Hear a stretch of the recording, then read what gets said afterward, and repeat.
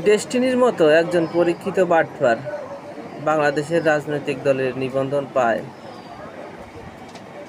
যিনি লক্ষ লক্ষ গ্রাহকের টাকা মেরে দিয়েছেন, যার থাকার কথা ছিল জেলে, অথচ সে জামিনে মুক্তি পেয়ে টাকা পয়সা দিয়ে হয়তোবা একটি রাজনৈতিক দলের নিবন্ধন নিয়ে নিয়েছে।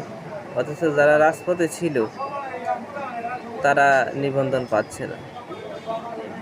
তারেক আজ 3-4 দিন মনে হয় ও অনশন করতে আছে। ওর দলের নিবন্ধন পাওয়াটা উচিত আমি মনে করি। এখন ও কিছু দলের সমালোচনা করেছে, এটা কি তার অপরাধ? সে কি ভুল কিছু বলেছে না মিথ্যা বলেছে? আমি বলি, তারেক যেগুলো অভিযোগ করেছে সরকারের বিরুদ্ধে এবং এনসিপির বিরুদ্ধে আরও অনেকগুলো দলের বিরুদ্ধেই, এগুলা সবই সত্য কথা।